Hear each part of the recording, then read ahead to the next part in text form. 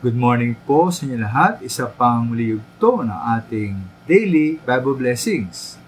Pamagat po na ating arayong umaga ay ang panganib ng galit. Ang panganib ng galit. Atin po nalaman mga minamahal na ang galit mismo ay hindi masama. Dahil kahit nga po ang ating Diyos ay galit sa mga kasalanan ng tao. Ating Panginoon din po ay nagalit minsan. Hindi po ginala ng mga tao ang templo bilang tahanan ng panalangin. Ngunit meron pong dalawang panganib dapat nating bantayan ukol po sa galit. Una po ay ang galit na sumasabog, nakapinsala at salungat sa kalooban ng Diyos. Sabi nga po sa Santiago 1:19-20, sabi po roon, na huwag dapat tayong agad magalit dahil po ang galit ay hindi nakatulong upang ang tao ay maging karugod-lugod sa paningin ng ating Diyos, paningin ng Diyos.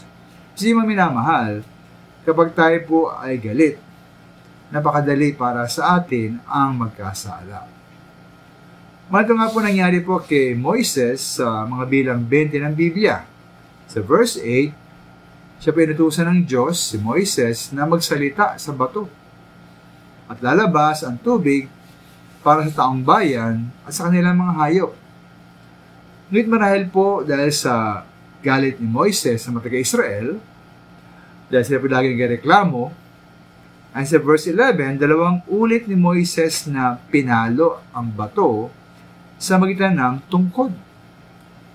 At nakalungkot mga minamahal ay sa verse 12, na dahil kulang ang panalig ni Moises na ipapakita ng Diyos sa Israel na siya ay banal, hindi ni Moises maradala ang bayan, ang buong bayan sa Israel, sa lupaing bibigay sa kanila.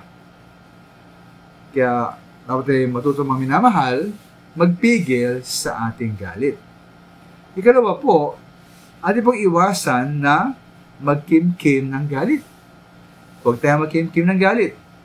Sabi nga po sa Efeso 4:26, na kung magalit tayo, at di pong iwasan ang magkasala at huwag hayaang lumubog ang araw na galit pa rin tayo.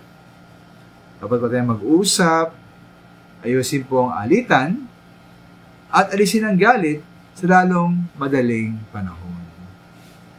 Kaya na tayo po ba merong galit sa iba? Na tayo po huwag sumabog at huwag tayo magkimkim din ng galit laban sa iba.